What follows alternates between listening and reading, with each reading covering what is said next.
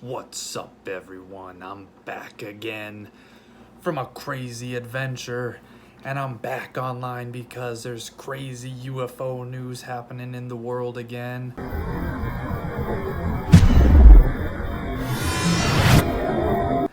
So today, in this video and accompanying article that will be at inquirewithinofficial.com, we'll cover my recent trip to Mount Shasta, where we were doing CE-5 work, that's Close Encounters of the Fifth Kind, Human-Initiated Extraterrestrial Contact, with my good friend Costa McCrease and a film crew called Skylight Films, because they are working on a documentary or a series all about Close Encounters of the Fifth Kind and the accompanying evidence of such. So we're gonna go over that, and then what some are calling the biggest UFO document leak of all time has recently happened. So we're gonna go into those. So for this CE-5 trip to Mount Shasta, Costa had invited me out to it a while back, and so basically we go to Mount Shasta. There's a group from all walks of life, people that used to work in different parts of the government, people that worked on different space this and that, average Joes like me and others. And every day we got together to work on group meditations, synchronizing our essence of life. And then at night we would go out to this ranch under the stars and go through the CE-5 protocols. And each night we had amazing UFO sightings, that's right. And so while we were out there, anytime we would see something going across the sky, we would scan it, see if it's a satellite, is it some piece of registered space junk, old piece of a rocket from the 60s, this and that. Most of the stuff moving in the sky is already being tracked and is known of. So the things that we were really looking for were things that moved in unconventional ways. Satellites move straight, space junks move straight, shooting stars move straight, at all trajectory. UFOs, they don't move straight all the time. Sometimes they do, but a very common type of sighting is kind of called a flash bulb, and that's where big flashes of light across the sky from it that are synchronized with the individual or group's intent. And so the film crew actually caught a really cool one of these, where at the end of the night, this guy Dan, he's out there waving a flashlight, trying to get one more good piece of footage, and he's like, all right, this is good night, respond, like asking for it to respond. And then orb pops up in the sky, big old flash, pretty dope. And also down below in the description there will be a link to the original video. All credit goes to the film team. And so yeah, it was just a really amazing trip. Each night we had really great sightings. We had, one of the really cool things was each night at the same time as the group kind of doing our closing, saying goodnight and all that, right through, I don't remember if it was the Little Dipper or Big Dipper, right through the center of the bowl of it, all of a sudden, flash bulb, and we'd watch it, and they'd go for 50 to past 70 flashes across the sky, and all of us, even those of us that had been doing CE-5 work since the 90s, have never seen one that's responded that many times. And that happened each night. And so then we were wondering, because it was like the first 3 nights or so that it happened at like the exact basic minute and the same spot. So naturally people were starting to wonder, okay, is there actually something in orbit that just happens to be synced up perfectly to the minute that sometimes with space junk, if it's rotating, if one of the sides is reflective, then maybe that'd be what that flash is. Is it just reflecting the moonlight or the light from whatever? So we kind of put it to the test, and it was the fourth night we decided to change what time we closed it all out at.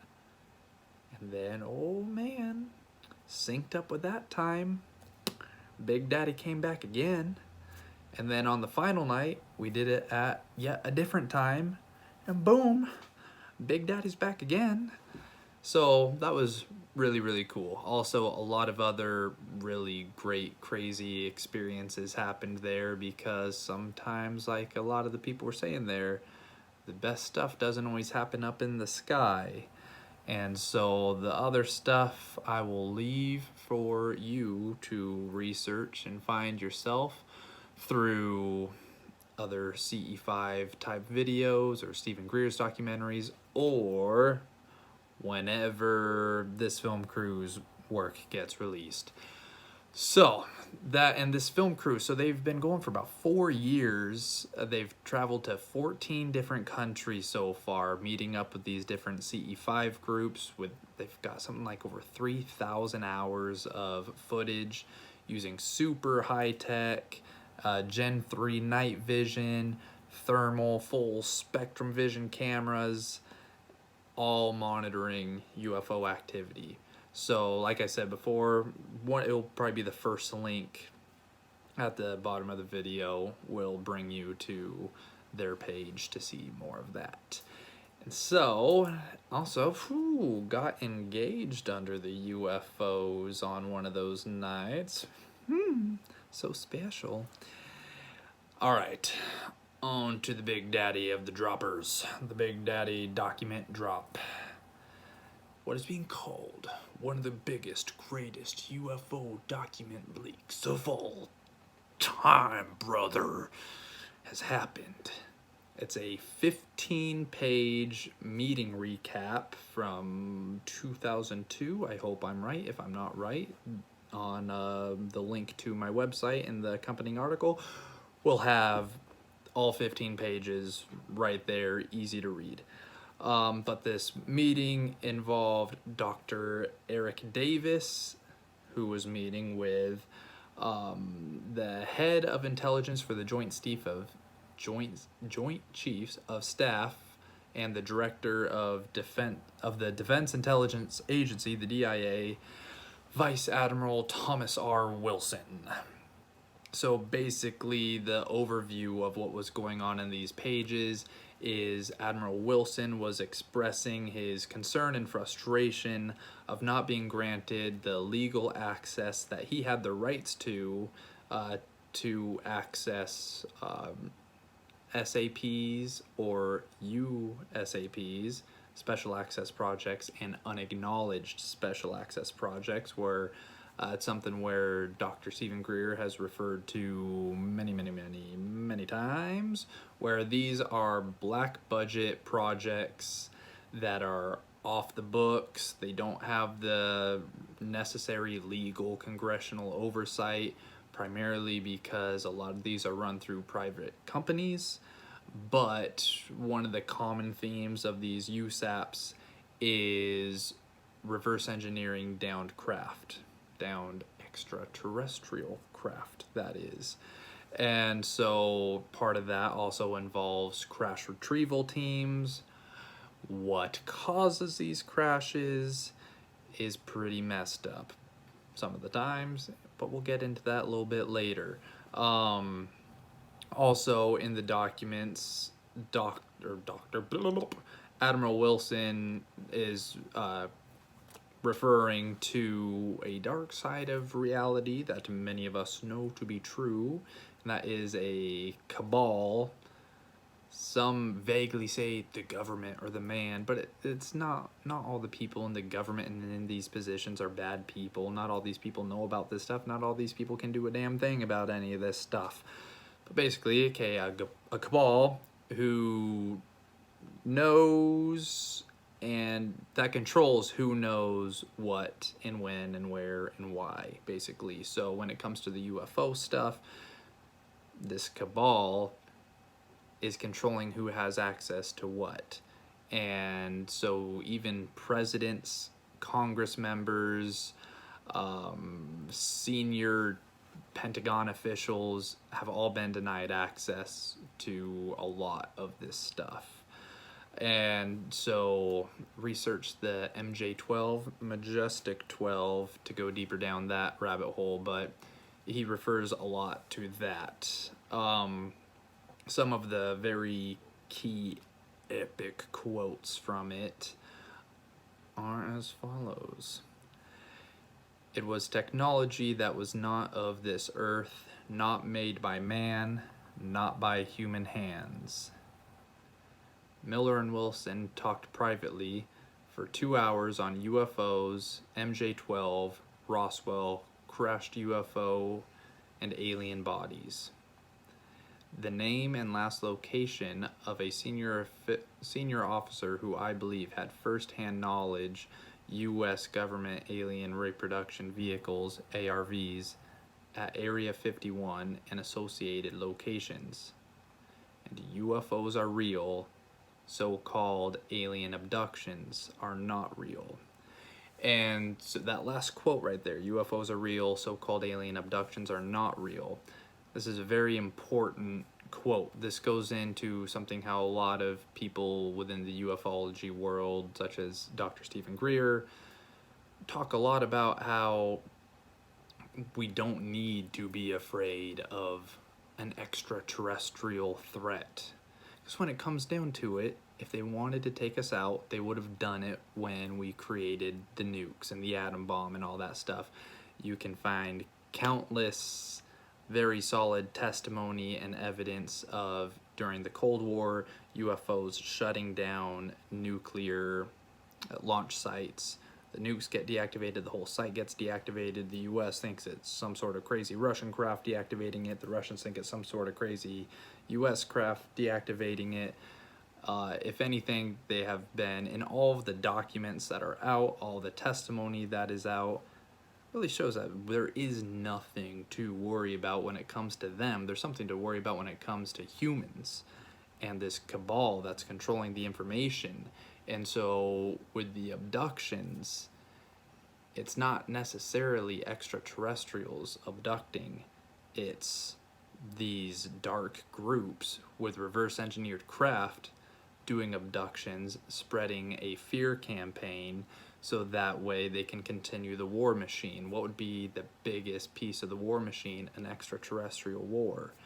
And so that also kind of ties into what's been going on this last month or so, of how in the mainstream media daily, on TV, on all the TV news shows, Fox, CNN, all that crap, all across the internet, with the New York Post, all of them have been talking about UFOs and kind of seeding that into people's minds and such. But I'm worried that they're going to be pushing that whole fear side of it. It's all part of that machine. And so even it was just a couple weeks ago, the New York Post had a headline titled, UFOs pose vital national security issue, ex-defense official. Shut up, okay? So don't instantly fall into the whole fear side of it. I think that's part of why CE-5 and all that stuff is so important, is because that's a way for you to have your own sighting without having to listen to or believe anyone else. It's your own eyes seeing something. And guess what? Nothing bad happens. Blah, blah, blah. So I think part of why it's going so mainstream lately is partially due to Tom DeLonge of Blink-182 and how he's kind of become the mainstream poster boy for UFO disclosure because of his company, TTSA, I think it's that, To the Stars Academy, something of those sorts. But he's pushing a big fear campaign about talking about how we're gonna how we've built up a nuclear arsenal to take down all the UFOs and that we did that in the 60s and all this stuff. And it's like, well, if we've been nuking them out of the sky since the 60s and there hasn't been some crazy intergalactic war when we are the aggressors, well, then I don't think we need to worry about the fear campaign that's going on right now. Yeah, so that's what I got going on with this video for you guys. So, also, new merchandise at InquireWithinOfficial.com. My alien logo, UFO contact, CE-5, Inquire Within. Also, some cool CE-5 shirts, some dope sweatshirts, all sorts of stuff. Go to the website, check out the music. Also, speaking of music, some of you probably already saw that I have expanded Inquire Within to once again not be a solo act. I have brought in a lead guitarist, Mr. Stephen Pontius. He's out of my hometown and he's one of the few full-time pro musicians that I know, and he has agreed to join in, be the lead guitarist. And so album 2, Alien Elite, is pretty much almost all the way done already. So, but Steven is a way better guitarist than I am, so I definitely want him to be able to write some of his own original songs for it. But there's a lot of my songs that I don't want to scrap, you know? So what he's been doing is going through the songs I already made and making them way better. And something that I've been super happy about so far with what he's been doing with what I've already written is he's just done a really great job at keeping the essence of the song that I made, not chopping and slicing and throwing away the stuff that I've worked on for the last 2 years. He's just really been heightening it, making it way better. Also adding leads that would take me another 10 years to be able to write or play. It's been really good addition, so we're working on getting a new single out, maybe a couple singles out to hold over until Alien Elite is released. I'll give more updates and all of that as time permits. So yeah, okay friends, yeah, have a great day. With my karma completed, I've ended my suffering. Now I sit here on the mountain, dying one final time.